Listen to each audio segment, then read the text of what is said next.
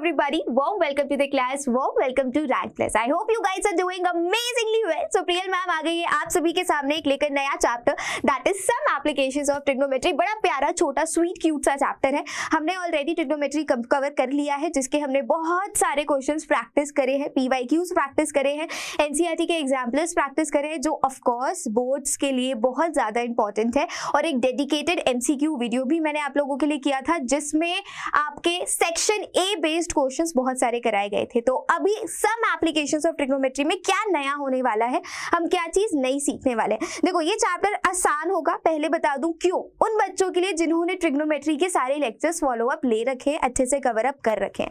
Main thing जो हम इसमें फॉलो करने वाले हैं वो है हमारे 6 different types of trigonometric ratios. कौन कौन से थे जल्दी से बता दो। Sine, cos, tan, cos, cosec and sec, यही सारे हम ट्रिग्नोमेट्रिक रेशियोज यहाँ पर यूज करने वाले हैं।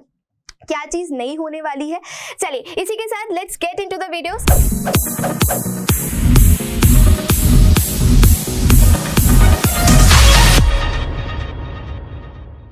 करते हैं। Before starting further let me introduce my self. आप में से कुछ ऐसे स्टूडेंट्स होंगे जो प्रियल मैम को ऑलरेडी जानते होंगे और कुछ ऐसे होंगे जो मुझे for the very first time देख रहे होंगे। तो hi everybody, hi my lovely champions, this side Priyal Agarwal, your maths educator. So yes, I am a BCA plus B.Ed having around 4.5 plus years of teaching experience. I have mentored around 1 lakh plus students over offline as well as online medium.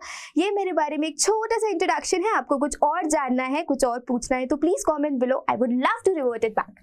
चलिए तो फिर start करते हैं starting से। आज गला थोड़ा सा खराब है तो आई होप कि आप लोग थोड़ा सा एडजस्ट कर लेंगे। I will try my best कि एनर्जी लेवल बिल्कुल हाई रहे, ठीक है। तो चलिए सबसे पहले हाइट एंड डिस्टेंस। अच्छा हाँ, काफी सारे स्टूडेंट्स हैं जो एनसीईआरटी फॉलो करते हैं, मतलब most of the students NCERT follow करते हैं जिसमें इस चैप्टर का नाम है some applications of trigonometry. But अगर हम रिफ्रेशर्स ले लें या फिर कुछ एक्स्ट्रा बुक्स ले लें तो इसमें इस चैप्टर को हाइट एंड डिस्टेंसेस के नाम से भी जाना जाता है। अब ma'am why height and why distances, क्योंकि इस चैप्टर में बात ही उन चीजों की होती है। अच्छा याद करो, चलो वापस से जाओ। जब हमने ट्रिग्नोमेट्री पार्ट 1 करा था तो मैंने उसमें क्या बोला था आपको कि ट्रिग्नोमेट्री जो है वो बहुत सारे फील्ड्स में हमारी यूज होती है।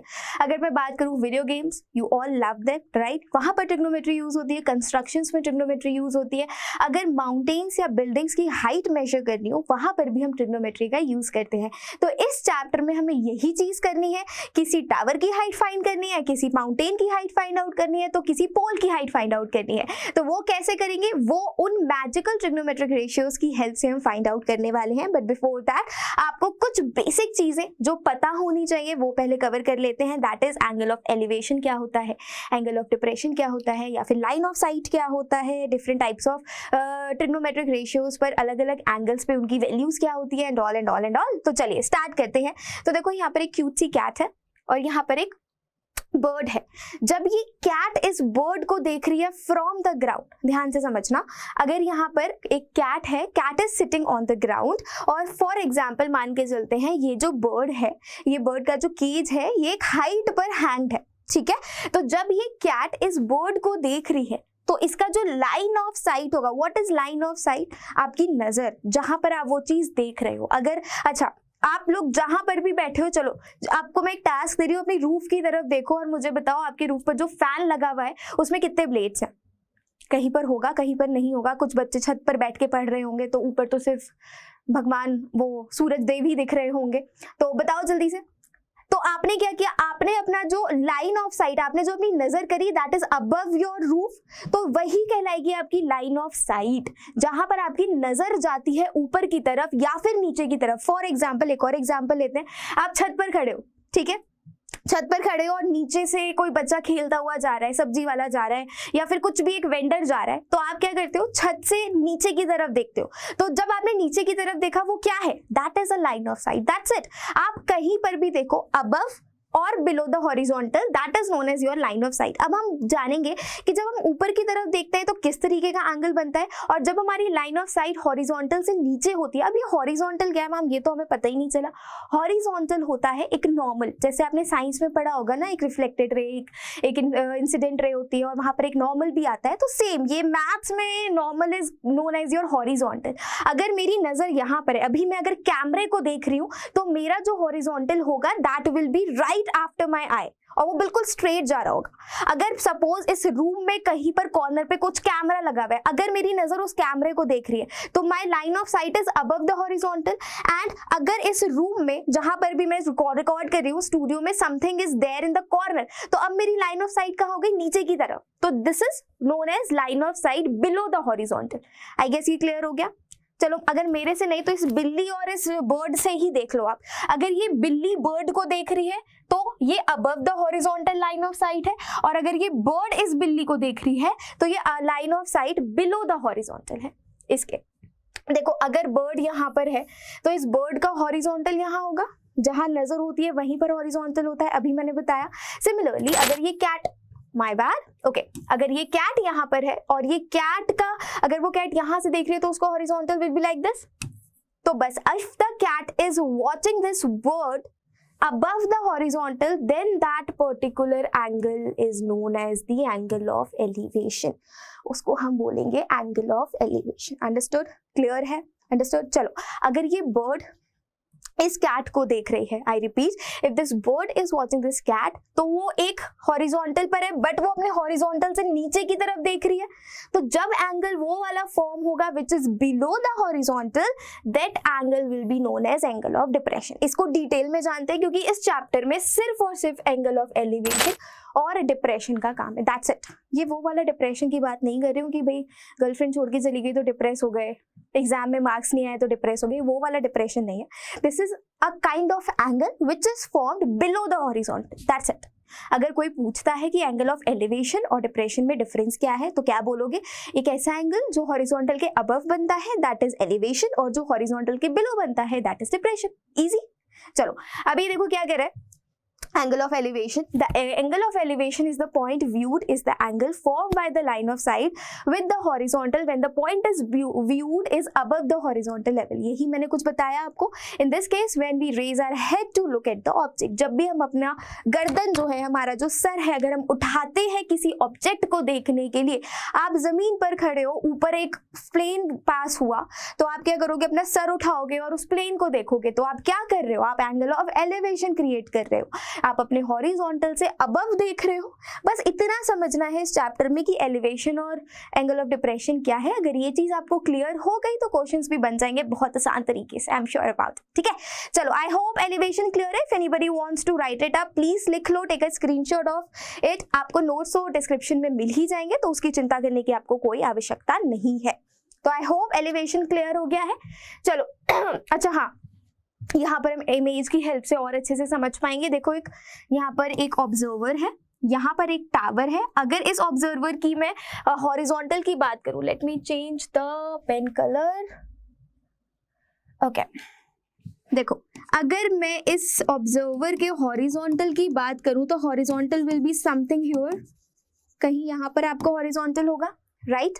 अभी देखो ये जो ऑब्जर्वर है ये हॉरिजॉन्टल से अबव हॉरिजॉन्टल के एक लाइन ऑफ साइट क्रिएट कर रही है टू वॉच दिस टावर, तो ये हो जाएगा angle of elevation. I guess it is clear, no other confusions, no other doubts. चलो अब इसी के साथ हम बात करते हैं एंगल ऑफ डिप्रेशन की। What is angle of depression? हमने एलिवेशन समझ लिया, बस डिप्रेशन और समझ लेते हैं, then we will directly move towards some questions जिससे हमें और अच्छे से क्लियर होगा दिस बोथ कॉन्सेप्ट्स। देखो डिप्रेशन क्या हो जाएगा, देखो यहाँ पर एक ऑब्जर्वर है और यहाँ कोई एक ऑब्जेक्ट रखा हुआ है। फिगर को देखो, पहले फिगर से समझते हैं, बाद में इंग्लिश पढ़ेंगे, ठीक है। पहले मैथ समझ लेते हैं। एक बिल्डिंग है, इस बिल्डिंग के ऊपर एक ऑब्जर्वर खड़ा हुआ है और इस ऑब्जर्वर के नीचे यहाँ पर एक ऑब्जेक्ट रखा हुआ है, ठीक है। अभी इस ऑब्जर्वर का लाइन हॉरिजॉन्टल क्या है, this will be like this, but ये जो ऑब्जर्वर है इसका जो लाइन ऑफ साइट ये क्या है आपकी, this is LOS, that is line of site. This line of site is little blow from the horizontal. तो बस अभी यहाँ पर क्या बन गया, आपका एंगल ऑफ डिप्रेशन बन चुका है, और ये वाला एंगल आपका कहलाएगा एंगल ऑफ डिप्रेशन। ये MCQ में भी पूछा जाता है आपका, वन वर्ड में भी, वन वर्ड तो नहीं लेकिन सेक्शन A में जो आपका MCQ है उसमें ये क्वेश्चन आपका आता है, और स्टूडेंट्स वहीं कंफ्यूज हो जाते हैं क्योंकि उन्हें हॉरिजॉन्टल के बारे में कुछ नहीं पता होता, उन्हें LOS के बारे में कुछ नहीं पता होता। उन्होंने इतने क्वेश्चन सॉल्व किए होते हैं एलिवेशन और डिप्रेशन के कि they know what is elevation, they know what is depression, but if someone will ask what is that या फिर डिफरेंस अबाउट इट, तो सॉरी यार, क्वेश्चन करा लो, हम वो कर लेंगे, बट हमें इन दोनों का डिफरेंस नहीं पता, ऐसा स्टूडेंट्स कहते हैं। चलो, आई होप इस वीडियो के बाद आप नहीं कहोगे, आप अच्छे से एक्सप्लेन कर पाओगे कि क्या डिफरेंस है दोनों के बीच में। अगर इसको रीड किया जाए तो it is angle of depression of a point on the object being viewed is the angle formed by the angle और line of sight with the horizontal when the point is below the horizontal level. That is the case when we lower our head to look at the point being viewed. जब हमें अपना sir थोड़ा सा नीचे करना पड़ता है एक पर्टिकुलर ऑब्जेक्ट को देखने के लिए, तो उसको हम कहते हैं, तो वहां पर जो एंगल फॉर्म होता है that is angle of depression. Sorted? Clear? Crystal clear? Wonderful. Let's move further. कोई भी डाउट हो तो please do let me know in the comment, I will love to clear your doubts. ठीक है, तो चलो अभी हमने ये दो कॉन्सेप्ट समझ लिए, अच्छे से क्लियर हो गए। Sine cos tan, cosec sec cot हमें आता है, प्रियल मैम ने बहुत अच्छे से कराया है, बहुत सारे पार्ट्स में ट्रिग्नो खत्म करी है, काफी सारे इंपॉर्टेंट क्वेश्चंस कराए और एक डेडिकेटेड वीडियो भी मैं लेकर आई हूँ जिसमें सिर्फ ट्रिग्नोमेट्रिक रेशियोज की बात हो रही है। तो अगर कोई भी डाउट, कोई भी कंफ्यूजन है तो प्लीज जाकर वो वीडियो को जरूर देखना, जिससे आपके सारे डाउट्स क्लियर हो जाएंगे। सॉर्टेड? चलो, अभी ये क्वेश्चन क्या कह रहा है? A circus artist is climbing a 20 meter long rope। बहुत बढ़िया बात है। सर्कस में कब गई थी last? I guess when I was in class 4 और 5, तब मैं लास्ट सर्कस गई थी। आप लोग कभी गए हो circus?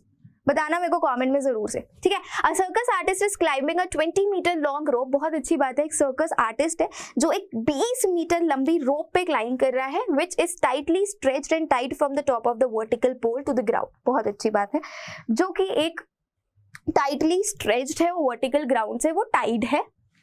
Find the height of the pole if the angle made by the rope of the ground level is 30 degree. देखो फिगर भी आपके सामने दे रखी है। कुछ क्वेश्चंस ऐसे होते हैं जिसमें ऑलरेडी थोड़ी सी मेहरबानी हो जाती है और क्वेश्चन प्रोवाइडर जो होता है वो आपको फिगर दे देता है, बट मेरा मानना है कि अगर आपने क्वेश्चन से फिगर ड्रॉ करना सीख लिया तब तो मतलब मजे हैं यार, कुछ भी कर लोगे, सो फिर तो कुछ प्रॉब्लम नहीं है। तो ट्राई किया करो खुद से फिगर ड्रॉ करने का, एक बार इंग्लिश को मैथ्स में कन्वर्ट करो and you will be able to form the figure. Alright, तो देखो क्वेश्चन समझने की कोशिश करो कि ये एक एबी जो है, दिस इज अ टावर जिससे एक 20 मीटर लंबी रोप बंधी हुई है। एबी जो है ये एक टावर है जिससे 20 मीटर लंबी रोप बंधी हुई है, और यहाँ पर वो जो सर्कस आर्टिस्ट था वो क्लाइंब कर रहा है। I am very bad in drawing, तो डोंट जज me on the basis of my drawing please. तो ये एक सर्कस आर्टिस्ट है जो इस रोप पर क्लाइंब कर रहा है। सॉर्टेड? अभी देखो ये जो ग्राउंड पर रोप बंधी हुई है ये एक एंगल फॉर्म कर रही है, दैट इज 30 डिग्री। अब आ जाओ वापस से अपने ट्रिग्नोमेट्रिक रेशियोज पर, याद करो ट्रिग्नोमेट्रिक रेशियोज। हाइपोटेन्यूज गिवन है, यहाँ पर परपेंडिकुलर की बात हो रही है। पंडित बद्री प्रसाद हर हर बोले, सोना चांदी तोले। कुछ याद आया? हाँ, बिल्कुल वही कॉन्सेप्ट यहाँ पर लगने वाला है, वही कॉन्सेप्ट आपको यहाँ पर यूज करना है एवरीबॉडी। ठीक है, तो देखो यहाँ पर क्या हो जाएगा, हाइपोटेन्यूज गिवन है, परपेंडिकुलर पूछा गया है, तो मुझे प्रियल मैम ने सिखाया था कि जब भी हाइपोटेन्यूज और परपेंडिकुलर की बात की जाती है तो हमें साईं बाबा याद आ जाते हैं, राइट? तो बस साईं बाबा को बुलाओ, उनकी हेल्प लो and you are ready to go, question solve हो जाएगा। थीटा क्या दे रखा है? साइन थीटा हमें पता है क्या होता है, परपेंडिकुलर अपॉन हाइपोटेन्यूज होता है, कोई दुख तकलीफ नहीं है इतने पोर्शन में। थीटा की वैल्यू हमारे पास कितनी गिवन है? 30 गिवन है, लिख लेते हैं sine 30 is equal to, perpendicular हमें नहीं पता, वो तो हमें चाहिए, और हाइपोटेन्यूज कितना गिवन है? That is given 20। हमने बस वैल्यूज प्लॉट की हैं, दैट्स इट। ठीक है, साइन 30 की वैल्यू हमने याद कराई थी आपको, क्या होती है? What is the value of sine 30 everybody? That is sine 0 से 1 तक जाता है, साइन 30 की वैल्यू आती है 1/2। बस जो मैंने याद कराया था वही है, सॉल्व कर दो। 10 आ गया, परपेंडिकुलर की वैल्यू आ गई आपकी 10 वॉट, 10 के आगे क्या? 10 मीटर। हेंस क्या पूछा था? Made find the height of the pole, hence the height of the pole is, hence I don't know why this ink is disappearing, hence the height of the pole is क्या find out किया हमने? That is 10 metre. That's it, answer. टन टन। I hope clear हो गया होगा। कोई दुख तकलीफ है कमेंट में बता दो, मैं थोड़ा साइड हो जाती हूँ। If anybody wants to take the screenshot please go ahead. I hope आपने स्क्रीनशॉट ले लिया होगा, इजी क्वेश्चन था। अब इसी तरीके से धीरे धीरे धीरे we will move towards the variety of questions. अलग अलग तरीके के क्वेश्चन सॉल्व करेंगे जो आपको बोर्ड्स में दिखते हैं। मैम अगर ये पेपर में आएगा तो कितने मार्कर में आएगा? अगर ये पेपर में आया तो 2 नंबर का आएगा क्वेश्चन। और क्या चाह रहे हो, 5 नंबर में दे दें ये क्वेश्चन आपको? 1 मिनट भी नहीं लगा क्वेश्चन को सॉल्व करने में। बट हाँ, अगर आ सकता है, अच्छा क्वेश्चन है, एनसीईआरटी का क्वेश्चन है। Make sure that you guys are practising with me.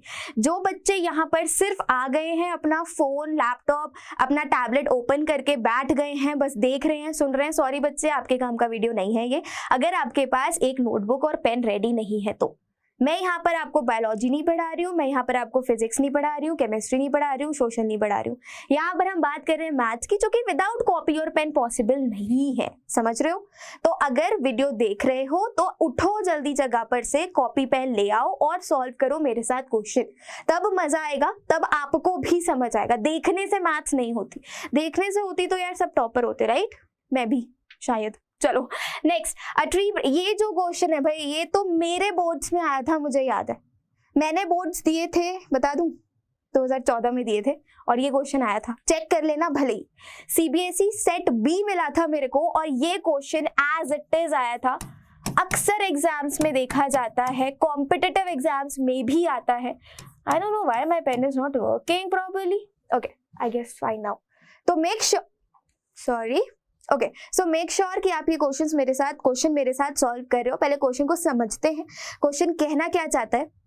A tree breaks due to storm and the broken part bends so that the top of the tree touches the ground. ठीक है, okay, क्या कह रहा है question? कि एक tree है जो स्टॉर्म की वजह से ब्रेक हो गया है। ठीक है, अच्छी बात है, नहीं अच्छी बात नहीं है, मतलब ठीक है, ओके।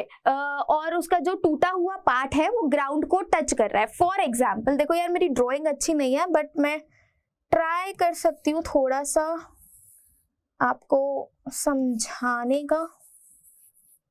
मान के चलते हैं ये ट्री है और ये यहाँ से टूट गया है और ये यहाँ फॉल हो गया है।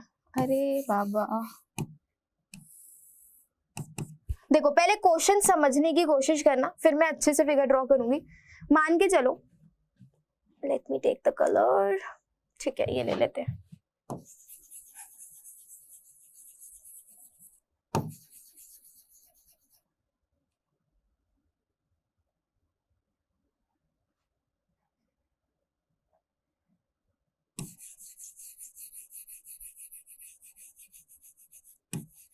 देखो समझने की कोशिश करना, बस मेरी ड्राइंग स्किल्स को जज किए बिना, क्योंकि वो मैं पहले ही एक्सेप्ट कर रही हूँ कि I am not good in it. Okay, देखो एक ही लंबा सा पेड़ था जो कि बारिश की वजह से टूट गया।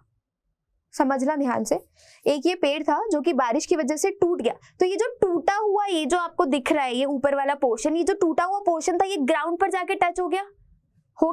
अब ये क्वेश्चन कह रहा है जो भी मेजरमेंट्स गिवन होंगे वो होंगे,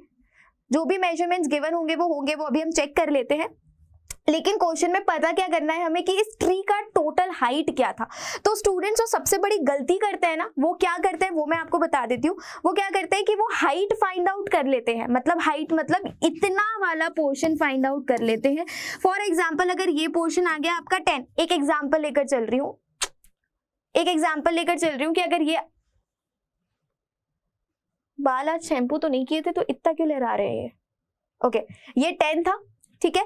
अभी स्टूडेंट्स जो गलती करते हैं वो क्या करते हैं, वो परपेंडिकुलर फाइंड आउट कर देते हैं और आंसर बता देते हैं कि फॉर एग्जांपल 10 आया कि 10 मीटर उसकी हाइट थी ट्री की।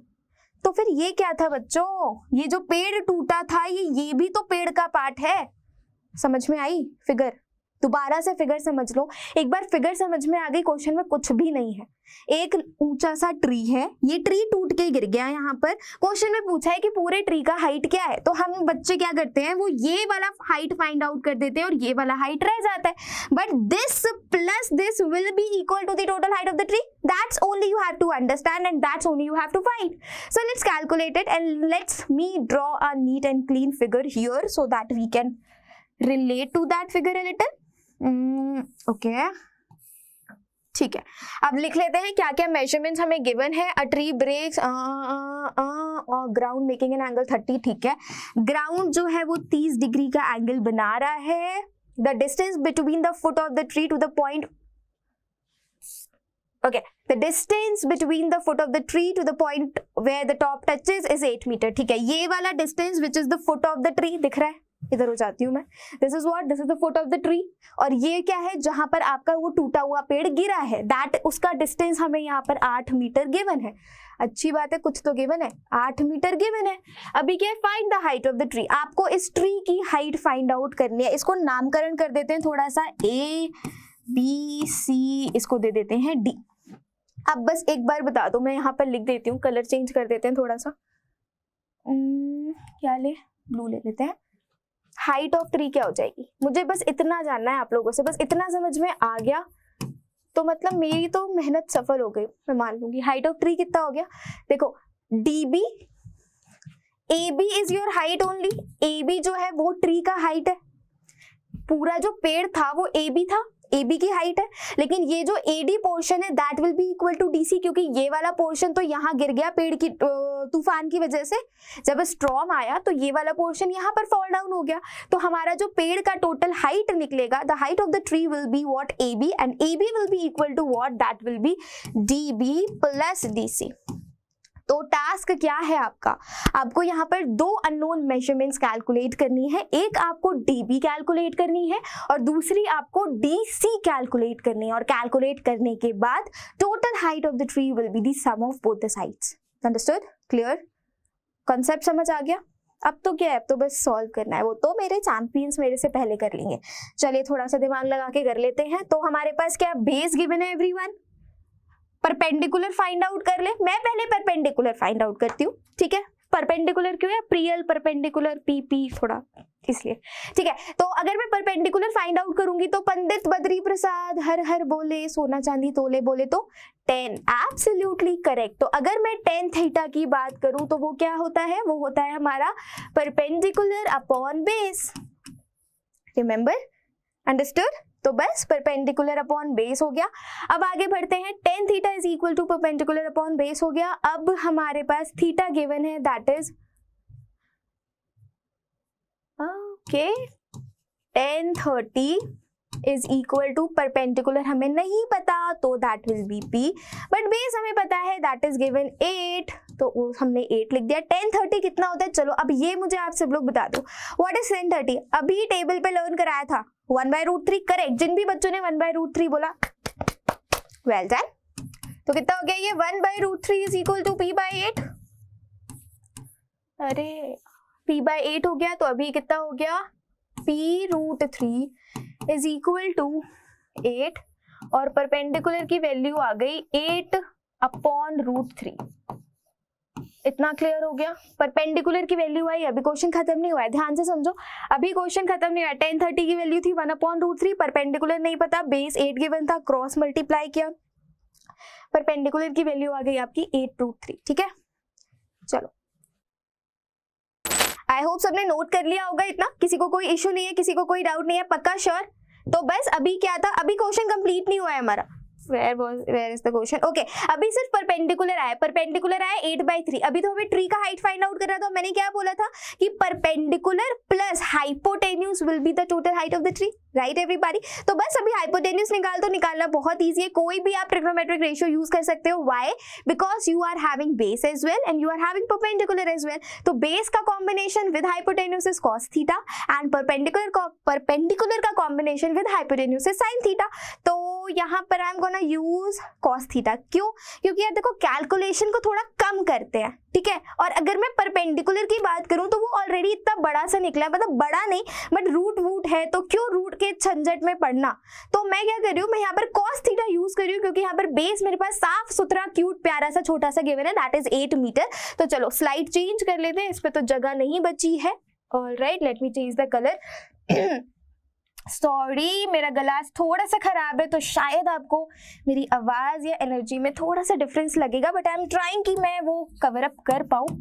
चलो इसी के साथ आगे बढ़ते हैं। परपेंडिकुलर निकाल लिया था हमने, परपेंडिकुलर आया था हमारा 8/√3।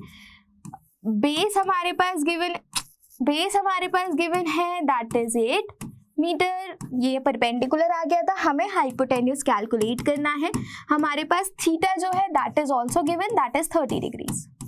ऑलराइट, क्लियर है, कोई दिक्कत कोई दुख तकलीफ नहीं। जो बस मैं यहाँ पर कौन सा ट्रिग्नोमेट्रिक रेशियो यूज करने वाली हूँ, cos theta that is equal to base upon hypotenuse.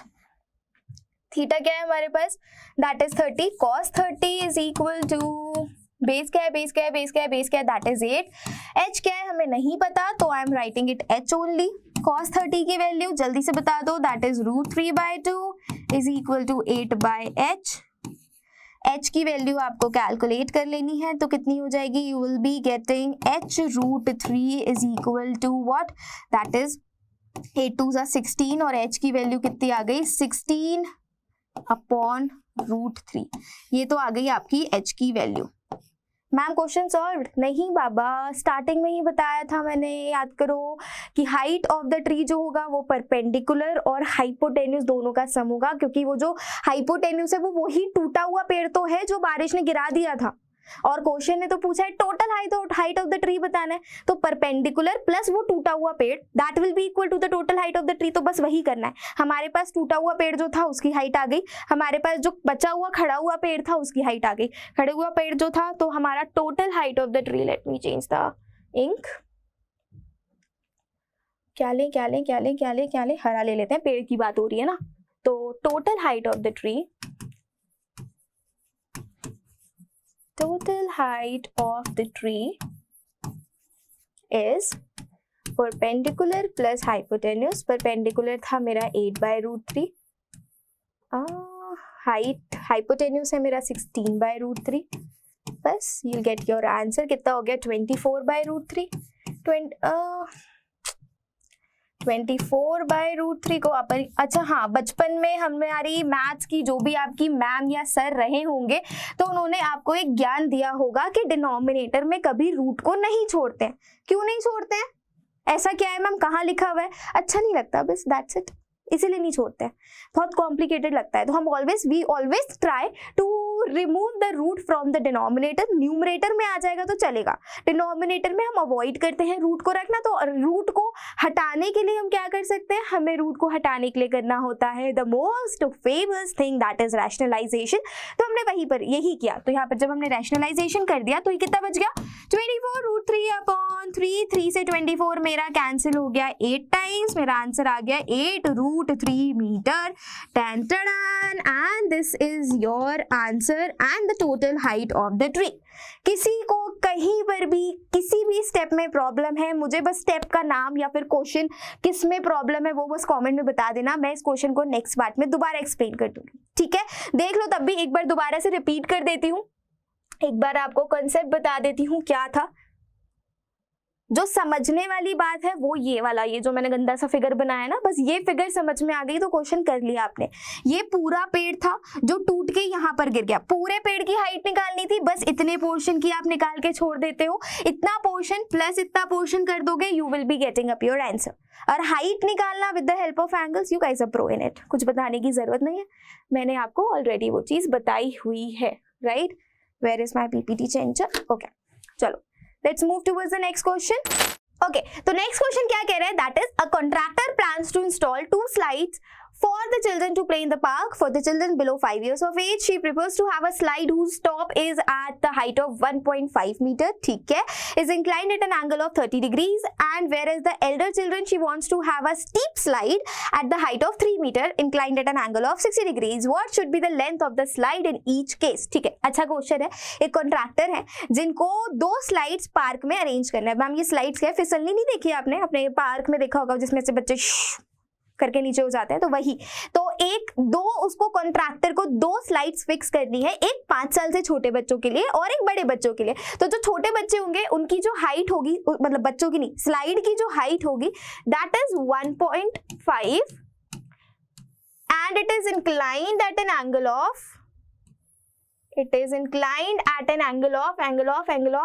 30 degrees, ठीक है। एक चीज तो हमारे पास ये आ गई। दूसरी चीज क्या कह रहा है, जो आपकी दूसरी स्लाइड है वो बड़े बच्चों की है, जिसकी हाइट जो है दैट इज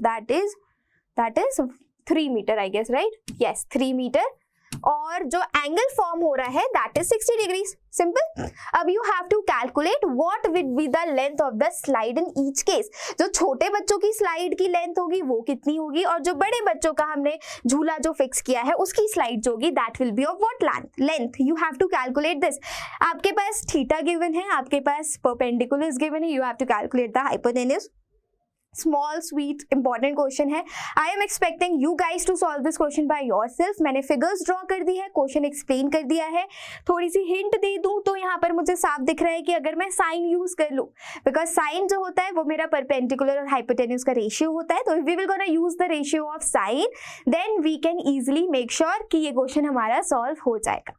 अंडरस्टूड? क्लियर? चलो तो फिर इसी के साथ आगे बढ़ते हैं. And that's all for today everyone. I hope you understood this. और आप ये सारे क्वेश्चंस मुझे कमेंट में बताओगे इसका आंसर क्या होगा. छोटे बच्चों की स्लाइड जो होगी वो क्या मेजरमेंट की होगी और बड़े बच्चों की जो स्लाइड होगी वो क्या मेजरमेंट की होगी. So that's all from my and everyone. मिलती हूँ आप सभी से नेक्स्ट क्लास में लेकर बहुत सारे क्वेश्चंस का पिटारा. So this side Priyal Agarwal, your maths educator, signing off. See you all in another session. Till then, please take care of yourself. Stay safe, everybody. See ya. Bye.